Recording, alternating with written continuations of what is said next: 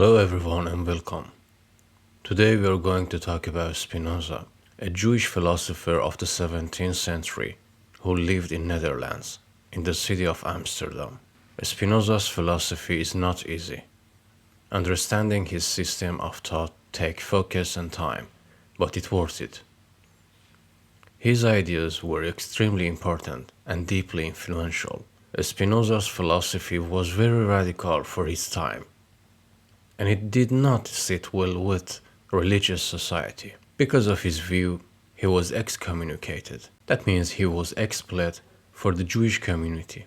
Even his own family, who were wealthy merchants, rejected him and cut him off financially. At one point, someone even tried to assassinate him. Fortunately, the attempt failed. To earn a living, Spinoza made lenses for glasses, telescopes, and microscopes. Interestingly, this became a symbol of his philosophy. It's as if he looked at the world through a different lens, and that's why his worldview was so different from everyone else's.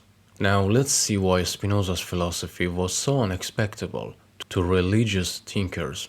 In all Abrahamic religion, God is separated from creation. God is described as creating the world in 7 days and existing behind it. Spinoza argued that this view contained contradictions. He said that the creator is not separated from creation. According to the Spinoza, they are actually one of the same. God is not something outside of nature. When Spinoza talks about nature, he means everything that exists, all beings, the entire universe, and even the galaxies. Many people say that Spinoza was not really an atheist or materialist because he never said God doesn't exist. What he said was that God and nature are the same thing. Even so, this worldview was a major blow to religion. It questioned and challenged some of these most fundamental principles. So how did Spinoza argue for this idea? Let's start by asking a basic question. What is God's defining characteristic? In religious texts, many qualities are attributed to God: merciful, forgiving, powerful, wrathful, genius, patient, and so on. But Spinoza argued that these are actually human qualities. When we describe God this way, we are measuring God by human standards. According to Spinoza, the defining characteristic of God, the defining of characteristic of God is that God is perfect and infinite, without limit, endless. This is crucial starting point.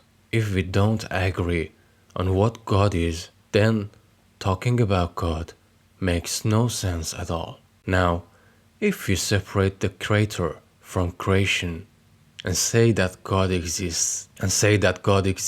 outside of nature, we run into a contradiction, because the moment we draw a boundary between God and nature, we imply that God exists up to a certain point, and behind that point there is creation. That would mean God is not infinite. But if God is perfect and infinite, then God must include nature. So nature itself is God. Spinoza said nature and everything that exists within, it's a God. A painting is separated from painter. A sculpture is separated from sculptor. But that's because painters and sculptors are finite and imperfect beings. God, being infinite and perfect, cannot be separate from what God creates. So Spinoza concluded that God and nature are one. People asked him, how can everything we see be the same thing? How can everything in nature be God? Spinoza answered by saying that God is the substance, the essence of existence itself. Everything we see in nature is a made of expression of that essence. Let me give you an analogy to make this clearer. Imagine a tree. If I point to the whole thing and ask, what is this? You say it's a tree. If I point to the parts, you say, this is a branch, this is the trunk, this is the root. All of these are part of the tree. If I point to the roots and say, this is the roots, that's correct. But if I point to the roots and say, this is a tree, that's also correct. Because the root is a part of the tree. In the same way, there is no contradiction in saying that everything in nature is God, and that nature itself is God. People then said to Spinoza, God existed before the world. God must have existed first. Spinoza said, no, God and nature are one, and neither existed before the other. His reasoning was this: if God existed before the nature, then creating the world would have been a kind of project that God decided to carry out. But choosing to create something must come either from a need or from a desire. Being perfect and infinite cannot have needs, and God cannot have desire either, because having desire means lacking something. If God lacked something, then God would not be perfect. So if creation was not based on need or desire, then God could not have existed first and then decided to create the world. Therefore, God and nature cannot have a before and after relationship in time.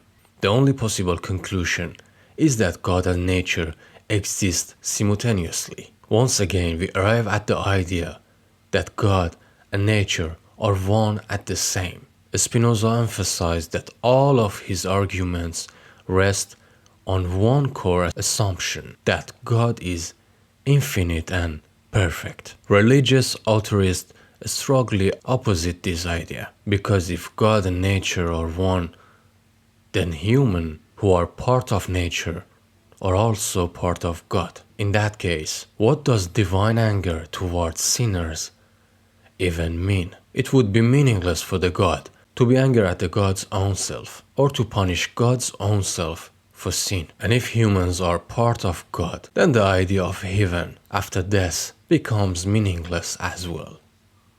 Why would God reward God's own self? So if the worldwide is true, how can religion control people anymore? On what basis can it threaten divine punishment or promise heaven? When Spinoza said that God and nature are one, the next logical step was that future philosophies and scientists would slowly stop talking about God and focus directly on studying nature itself. And that's exactly what happened. That's why religious atheists hate Spinoza. And that's why, out of fear for his life, Spinoza arranged for his books to be published only after his death.